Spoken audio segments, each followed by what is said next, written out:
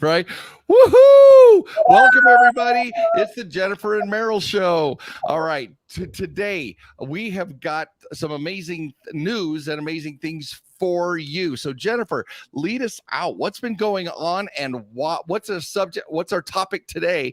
And what is it that we're going to home run, right? Home run. So excited because, one of my passions, I've been a licensed real estate agent for 24 years now. I'm licensed in Maryland, DC, and Virginia, and just about to be licensed in Florida. Yes. I'm so excited because one of the things that real estate agents don't know is they don't really understand how to be a business. So many real estate agents come from, and I don't even have the statistics in front of me, but they come from another field. They might have been a nurse or they were a teacher, and now they've decided to become a licensed real estate agent. And it's completely different when you go from a W-2 to a 1099. 1099. So let's talk about business credit for realtors. What do they need to know, Merrill? Absolutely. All right. So first of all, I love it because when you talk about real estate agents, right, and their 1099 relationships with their brokers, et cetera, the first thing that comes to me is like, wah, wah, because the difference between W-2 and 1099 is vast. And so most real estate agents that I know of, most of them become addicted to the chase, to the kill, to the close. I got a listing, I got a sale, I got all this stuff. And they forget that it's a business. And so some of them set up as like, they set up as a sole proprietorship. They don't have an LLC or they're not an INC. Some of them take the money and they're like, oh yeah, I'm getting these 1099s. They don't know the tax ramifications, saying that their broker's going to send it to the IRS. And so you better count every penny. Some have treated it like a cash business. And so all of those things are symptoms of hobbyists. Right? They may be full-time killing it. I have a dear friend, Cammie, here in Salt Lake City, who is like, she's doing over 500 grand in personal commissions a year. And she's still a hobbyist. And I'm like, with this kind of revenue, you can actually leverage that revenue into business banking relationships that's going to get you hundreds of thousands in credit lines, so that you can also, because she's on her second property, fix and flip your own stuff. Tell me, Jennifer, how many of the people because you've trained gobs and gobs and gobs of real estate investors or agents, how many agents also dabble in real estate investing on the side? Oh, so many. I would, I'm going to say it's only about 10%, because a lot of times people do one or the other, and a lot of them don't understand, because it's a completely different mindset that is so different. Even like one of the classes, that I teach is taking a real estate agent and training them on how to speak to an actual real estate investor, because versus a retail buyer, right? A retail buyer, somebody who's just buying a home for themselves. That's what we call it, retail real estate, which is very different than an actual person who's looking at it as a real estate investment. So they're very different, but there's still, again, there's so much confusion in this area. So the reason why I ask is because I know so many real estate investors who become a licensed agent so that they can buy and list and do other things without paying anybody else, right? So they bring it in-house.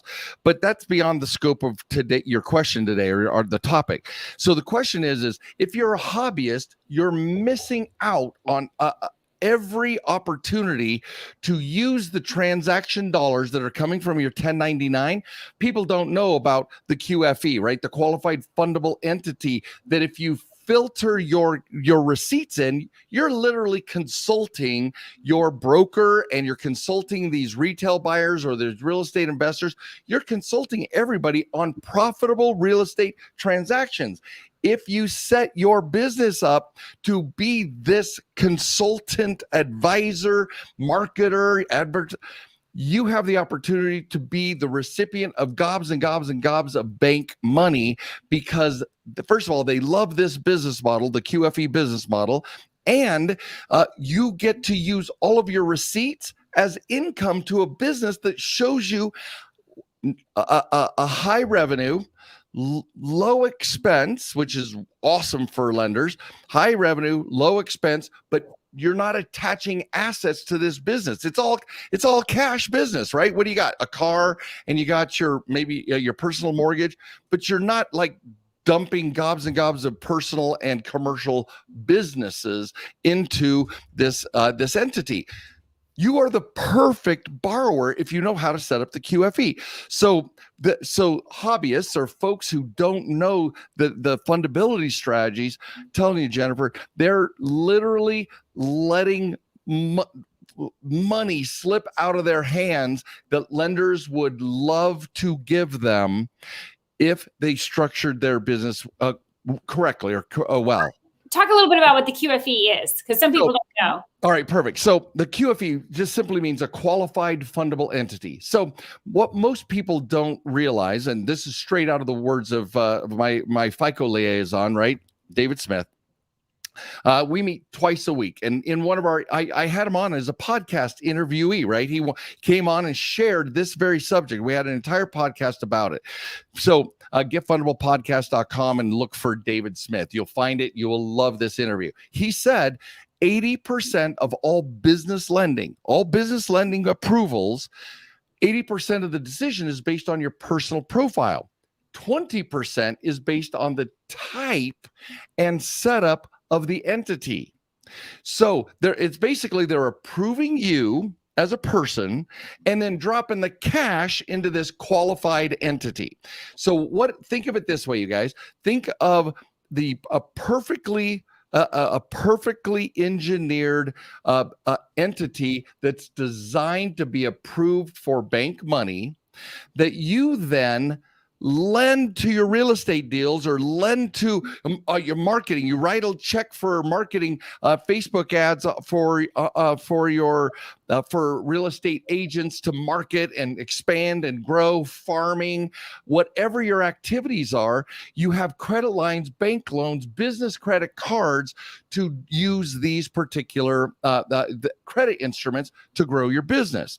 But if you get those in the name of your credit in this funding entity, then the money you as a now bank, you're now a private lender that gets to lend to any engagement, any endeavor, any entrepreneurial activity you see fit to invest in. So that's what a QFE is. It's the container that lenders trust to give banking. Now, this is an insider secret. This is straight out of the mouth of FICO, right? This is a strategy that it doesn't require full doc. It doesn't require financials. These approvals don't require security.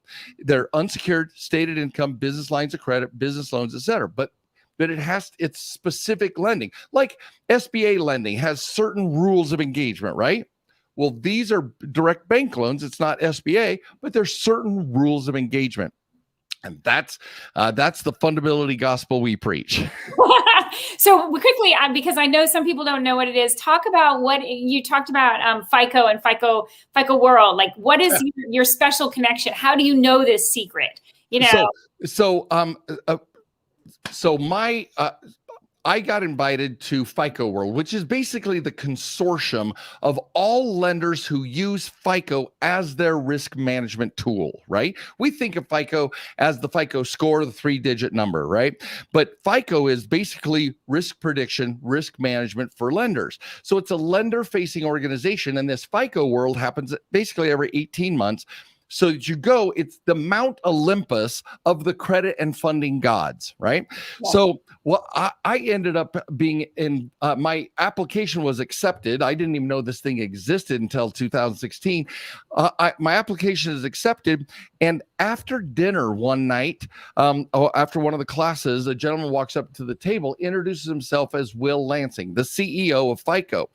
I don't know that he knew me. I don't know what the deal was, but he's sitting there asking me questions. And now I'm talking to Zeus of the credit world, right? This guy is what is in charge of making the predictive analytics happen worldwide. So he asked me about my business model. I tell him, I make borrowers fundable so that they meet lender underwriting guidelines. And he's like, tell me more about this model. I'm fascinated. And after a 20-minute conversation, he goes, I'm going to have you meet with my score development team. I'm going to have you meet with the business score and personal score development groups. And I'm like, now I'm kicking my partners, my CMOs legs under the table. I'm like, are you kidding me? This is crazy. And so we met over the course of the next 3 days. We met with these development groups, and we got to ask every question we could possibly imagine without them giving the secret sauce. I did have to sign an NDA, but without giving away the secret sauce, we got answers to what criteria would make a borrower fundable. Because in later conversations with Mr. Lansing, the determination was, if you can't hack the FICO score. You pay on time or you don't pay on time, right? You have high balances or you don't. You can't hack it. He said, if you can train borrowers and educate borrowers to be perfect lenders or be perfect customers for my lenders, we got something to do together. And it was, after that, it was amazing, because for the next 5 years now, I'm now working with one of the FICO work groups to help banks develop, using our borrower education, develop software to educate their depositors to become borrowers for credit cards, credit lines, auto loans, mortgages, etc. So the reason why this is important is not because, great, I happen to know folks at FICO and we're working together. What happens is we now have a seat at the damn table. We borrowers have a seat at the lender table, and we're filtering all of this data to help borrowers become more fundable. And the more the rules that we know, the rules of the game, it's like anything, Jennifer. You know the rules of the game, you win the game, right? You master the game and play it to win. So agents just get to learn, just like the rest of us, the rules of fundability, how to use their current streams of income. Nothing changes. This is not hard. You just got to know what to do. And when we do the right things, the FICO numbers go through the roof, our FICO scores, our fundability goes through the roof. Everything we touch turns to gold, and we become the perfect customer for banks.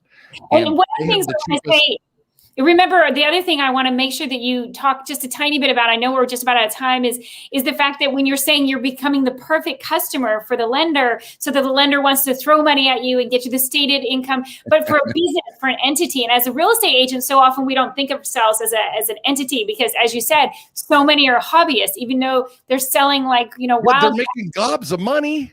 But they don't understand. And so they're not doing the right things. But one of the reasons is because it's a computer algorithm. So you talk about, it's not like the banker is going, oh, I like Merrill, but I don't know about John. Those are the criteria that we help. That the borrower education that we do helps borrowers literally move the needle, just turn the dials on their personal borrower behaviors. Here's a quick one, Jennifer. You know as well as I do, the vast majority of human beings on the planet who care or know about credit scores believe their credit scores are important. Mm-hmm. The problem is that there's a little, we've been lied to. Credit scores are only used after an approval. FICO and lender software measure 40 borrower behaviors for the approval, and then they look at our score to see what the interest rate will be or how much money they want to lend to us. But it's used after. We think, oh, I got an 800 plus credit score. And people are like, why won't somebody give me a business line of credit? And real estate agents don't even know. They're sitting here going, oh yeah, I want to use my personal credit cards in order to charge up my marketing and this, that, and the other. And then their scores go down, their fundability goes down. Nobody wants to lend to them because they're using personal instruments instead of business credit instruments that don't report to the credit bureaus. So this whole thing is it's a confluence of circumstances that drowned the opportunity. They're landmines that lenders, that real estate agents and other 1099 folk are going to run into if they don't know these insider secrets, right? Yeah, I think it is so important. Thank you, Merrill. I think this is, I mean, there's such wealth in there. I hope that if you got some information, give us some comments and say, yeah. Tell us what you think, because there's a lot to unpack here, you guys. There's a lot. It's always a fire hose. Always, you can count on us. It's always a fire hose. So, Jennifer, always a pleasure. Thank you for joining this conversation. You always have amazing questions. Real estate agents, guys, check out, go to Get Fundable. It's getfundablejennifer.com. Getfundablejennifer.com to find out. We have a course that allows you to learn all of these things, and you'll walk out of that course knowing how to shape your business so that you can not only be fundable, but you can use your business without changing anything, but where the position of the pieces on the chessboard. Change that position. You guys have a whole new game. It really is a massive game changer. Thank you, Merrill. Thank you. All right, you guys, be well. Thank you so much, Jennifer. All right.